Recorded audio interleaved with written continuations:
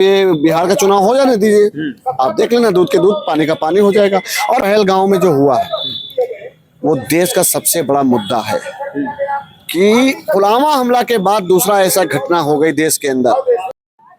साथियों नमस्कार, मैं हूं नितिन यादव। एक बार फिर से स्वागत है आप सभी का हमारे यूट्यूब चैनल। जाति जनगणना लगातार एक बड़ा मुद्दा बना था विपक्ष के लिए। अब सरकार ने ऐलान किया जाति जनगणना करवाने के लिए। वहीं पर यह भी कहा जा रहा है कि अब विपक्ष का मुद्दा छीन लिया गया, विपक्ष अब किस पिच पर बैटिंग करेगा।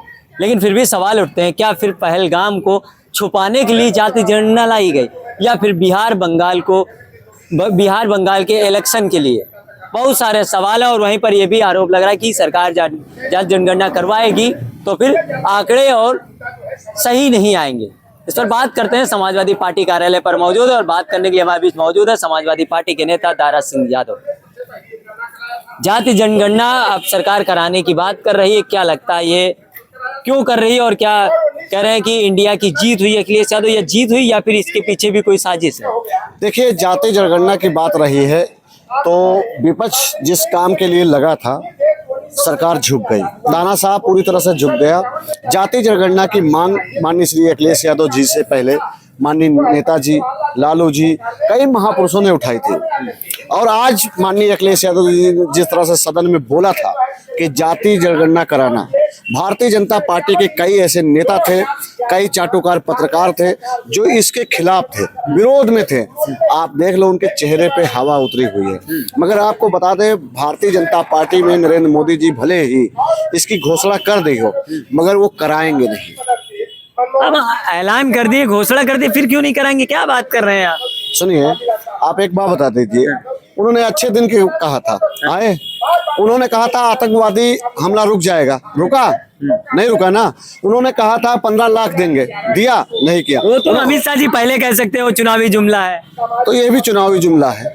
आप ये बिहार का चुनाव हो जाने दीजिए, आप देख लेना, दूध के दूध पानी का पानी हो जाएगा। और अभी जल्दी ही कुछ बयान नए दिए थे, महंगाई पे दिए थे, बाकी सुरक्षा पे दिए थे आप। और जो आपने कहा कि पहलगांव में जो हुआ है वो देश का सबसे बड़ा मुद्दा है कि पुलवामा हमला के बाद दूसरा ऐसा घटना हो गई देश के अंदर। मोदी जी के हर एक बात पे पूरा देश उनके साथ खड़ा हुआ, मगर दुर्भाग्य देख लीजिए, मोदी जी देश के साथ नहीं खड़े हुए। ना कल थे, ना आज है और ना आगे रहेंगे। जाति जनगणना भी एक लॉलीपॉप ही है, देखना नहीं कराएंगे। क्या बात कर रहे हो? घोषणा कर दिए, बड़े मंच से घोषणा कर रहे हैं, आप कह रहे हैं नहीं कराएंगे। विपक्ष पूरा मान लिया, अखिलेश यादव भी कह रहे हैं ये इंडिया की जीत है, आप कह रहे हैं करवाएंगे नहीं। माननीय अखिलेश यादव जी ने कहा कि चलो, केंद्र सरकार जो तानाशाह जो सुनता नहीं था, कहा घोषणा तो की। मांझी जी को भी पता है, हमारे अरे यार उत्तर प्रदेश के पूर्व मुख्यमंत्री रह चुके हैं, विकास पुरुष हैं वो, समझ गए। पिछड़े दलित अल्पसंख्यक की आवाज है मजबूत, उनको सब पता है, हकीकत है। सरकार की नौटंकी उनको पता है कि ये कैसे हैं लोग हैं। जो कहते थे, आरोप लगाते थे कि मंगलसूत्र छीन लेंगे इंडिया गठबंधन वाले, आज आप बता दीजिए मंगलसूत्र कौन छीन लिया? कौन छीन लिया? आप पहलगांव वाला देखा आपने क्या हुआ? पहलगांव में क्या हुआ? क्या हुआ आप बताइए? क्या हुआ? टूरिस्ट गए थे वहां पर, आतंकवादी हमला हुआ। सिंदूर मंगलसूत्र किसने छीना? किसने छीना? नरेंद्र मोदी जी ने छीना। नरेंद्र मोदी जी क्यों छीनेंगे? और नरेंद्र मोदी जी ने कैसे छीना? 2000 आदमी थे वहां पे। हाँ। सिक्योरिटी कितनी होनी चाहिए थी वहाँ? कहाँ थी सिक्योरिटी? और एक बात बता दीजिए, कई एजेंट होते हैं, एजेंसियां होती है सुरक्षा को लेकर, वो कहाँ थी? हमें याद है जब माननीय श्री अखिलेश यादव जी जयप्रकाश नारायण जी पर माला पहनाने जा रहे थे, यहाँ पर कितनी पुलिस लगाई थी? बैरिकेड में पुलिस वो भी लगाया था, बिजली का तार भी लगाए थे कि समाजवादियों को मार देंगे। अब आप सुन लो, बॉर्डर पे इतनी बड़ी लापरवाही कौन कर रहा? और देख लीजिए, जिस प्रधानमंत्री को जम्मू कश्मीर जाना चाहिए था वो बिहार में प्रचार करने चला गया। कानपुर में कार्यक्रम लगा था उसी दिन, कानपुर नहीं गए। यहाँ पे जानते थे कि उत्तर प्रदेश में आएंगे तो हमको सवालों के जवाब देना पड़ेगा, उन जवाबों से डरते हैं, इसीलिए बिहार चले गए। क्या यही कारण है क्योंकि आने वाले समय में बिहार और बंगाल चुनाव होना है और वो पहलगाम हमला बचाने के लिए और दबाने के लिए जाति जनगणना की घोषणा की गई? देखिए, भाजपा की एक नीति है, भाजपा जहाँ सत्ता में होती है वहां आप देख लो, चाहे जितनी घटनाएं होंगी उस पर चर्चा नहीं होंगी, मगर जहाँ विपक्ष का कोई मुख्यमंत्री या कोई मंत्री होगा आप देख लो वहां कितना हंगामा भारतीय जनता पार्टी वाले करते हैं। मैं पूछना चाहता हूं, जो गैस सिलेंडर सर पे लेके नाच रही थी रोड पे, आज कहाँ है? मैं पूछना चाहता हूं, जो महंगाई का माँ याद दिला रहे थे, आज वो कहाँ है? समझ गए? अरे ज्यादा आप हमारा बयान भी ना लो, नहीं तुम्हारा चैनल बंद कर देंगे। तुम बंद हो जाने दो, कोई दिक्कत। आप देख रहे हो क्या कर रहे हैं? देश का प्रधानमंत्री को चाहिए था कि सुरक्षा लेकर बॉर्डर को सील करना, उसने क्या किया? वो और जवाब देंगे, अगर हम मुंह तोड़ जवाब देंगे और पाकिस्तान के साथ पुश्ते याद रखेंगे, ऐसी कार्रवाई होगी। तो कर तो रही गोदी मीडिया रोज चलवा रही, हम देख रहे हैं क्या हो रहा है। मुंह तोड़ रही है, ठीक है।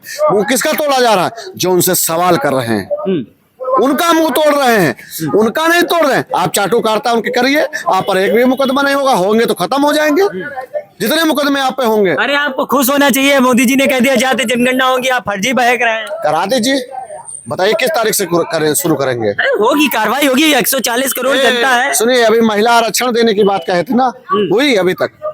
कई साल हो गए, 1 साल से ज्यादा हो गया, हुई? अभी तो नहीं हुई है। तो फिर भैया हमने कहा ना, इंतजार कीजिए ना।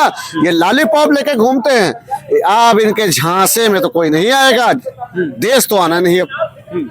मैं बता रहा हूँ, 400 पार का नारा दिए थे, देश ने इनको कहां पे लाके कहां कर दिया। और मैं बता रहा हूं तुमको, उत्तर प्रदेश में 27 की भारतीय जनता पार्टी की विदाई होगी, माननीय श्री अखिलेश यादव जी मुख्यमंत्री होंगे, सबसे पहले उत्तर प्रदेश में जाति जनगणना शुरू होगा।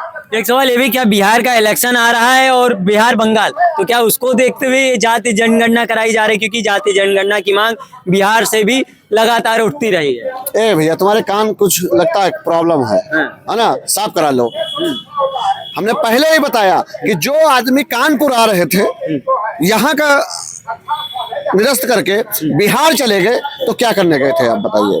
अब अपनी रैली थी उनकी, संबोधन करने गए थे, रैली की सभा करने गए थे। कानपुर में भी क्या था? कानपुर में क्या था? कोई कार्यक्रम था उनका? अच्छा, यहाँ कोई कार्यक्रम था? यहाँ आना था ना इनको, तो वहां क्यों पहुंच गए? क्यों पहुंच गए?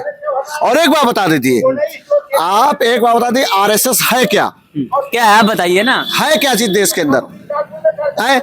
आपने पहले सुरक्षा के सभी अधिकारियों के साथ मीटिंग की, उसके बाद आपने आरएसएस के प्रमुख के साथ की बैठक है? क्या है? क्या नरेंद्र मोदी जी से बड़ा है क्या आरएसएस? एक संगठन को बढ़ावा दे रहे हैं, क्यों दे रहे हैं? मोहन भागवत चला रहे हैं भारतीय जनता पार्टी, और नरेंद्र मोदी जी उसमें कठपुतली है। नरेंद्र मोदी जी प्रधानमंत्री, आप कह रहे कठपुतली है? हाँ, सोचो कि नरेंद्र मोदी जी अभी तक पाकिस्तान को जवाब नहीं दे पा रहे, क्यों नहीं दे पा रहे? इतना बड़ा आरोप लगा रहे हैं। 300 किलो आरडीएक्स जब देश के अंदर आ गया, तब नहीं जवाब दे पाए हैं, तो इसमें दे पाएंगे? ये सब तभी हो पाएगा जब हमारा नेता माननीय श्री अखिलेश यादव जी सत्ता में होंगे। इसका जवाब जनता देगी। जनता तो आपकी 27 में इनको देखना कहाँ पाएगी? मंगलसूत्र छीन लिए, सिंदूर छीन लिए, और आरोप दूसरों पे लगा रहे थे। कब तक कहेंगे जवाब देगी? 17 से 22, फिर 19, 24, कब तक ये रोना? 24 में कह रहे थे ना, कुछ लोग कह रहे थे तटमुंडिया टाइप के नेता भारतीय जनता पार्टी में है, और अपने आप को उप मुख्यमंत्री लिखते हैं। तटमुंडिया है वो मुख्यमंत्री, उप मुख्यमंत्री जो है वो कह रहे थे समाप्तवादी पार्टी, उन्हीं को हमने समाप्त कर दिया। आप उनकी सीटें देख लो, हमारी सीटें देख लो। इसे जाति जनगणना जो घोषणा की है प्रधानमंत्री ने, इससे कोई फर्क नहीं पड़ेगा चुनाव में, 27 का हो या बिहार बंगाल का चुनाव। देखिए, पिछड़ा, दलित, अल्पसंख्यक, देश का हर एक नागरिक चाहता है आगे बढ़ने को, और हर आदमी का विकास रोके हैं भारतीय जनता पार्टी। ये देश के हर एक उस मुद्दे को भटकाने के लिए कुछ भी करने के लिए तैयार हैं, कुछ भी करेंगे। और मैं आपको बता दूं, जाति जनगणना नरेंद्र मोदी जी नहीं कराएंगे, आरएसएस वाले अभी से विरोध शुरू कर दिए हैं। और आपने देखना, ये कहेंगे गोदी मीडिया द्वारा देखो चलाया जाएगा कि 99% लोग नरेंद्र मोदी जी के खिलाफ हो गए, बस नरेंद्र मोदी जी पछड़ जाएंगे। नहीं करवाएंगे, नहीं करवाएंगे, ये करवाएंगे नहीं। ये घोषणा डर में किए हैं सिर्फ विपक्ष को कमजोर करने के लिए, और विपक्ष कमजोर नहीं होगा। जाति जनगणना तो होके रहेगी, चाहे जब हो। जाति जनगणना लगातार एक बड़ा मुद्दा बना हो, ये आज से नहीं, बहुत पुराना मुद्दा है। अब मोदी सरकार ने इसकी घोषणा कर दी जाति जनगणना करवाने, लेकिन फिर भी इस पर सवाल उठते हैं। क्या बिहार और बंगाल चुनाव को मद्देनजर रखते हुए जाति जनगणना करवाने की घोषणा की गई, या फिर पहलगाम की घटना छुपाने के लिए? तमाम सवालों को लेकर बात कर रहे थे दारा सिंह यादव समाजवादी पार्टी के नेता, उन्होंने अपनी बात रखी। आपका क्या मानना है कमेंट बॉक्स में जरूर बताइए।